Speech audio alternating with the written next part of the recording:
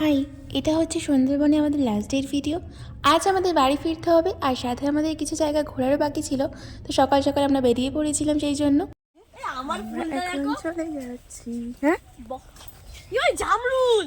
হায় হায় হায় হায় হায় ছোট ছোট হয়ে আছে, এগুলো ধরতে হয় না। সুন্দরবনে থাকার প্রত্যেকটা সকালে কিন্তু খুব সুন্দরভাবে আমাদের কেটেছে, এরকম সানরাইজ দেখতে দেখতে। আর সাথে অবশ্যই ছিল গরম গরম কফি। তো কফিটা শেষ করে আমরা বোটে উঠে পড়েছিলাম। আর সেদিনকে সকালবেলা আমাদেরকে বোটে যা ব্রেকফাস্ট দেওয়া হয়েছিল সেই সমস্ত ক্লিপ না আমার ফোন থেকে ডিলিট হয়ে গেছে, যে কারণে আমি সত্যি কথা বলতে খুবই মন খারাপ, এতদিন ভিডিও দিতে পারিনি।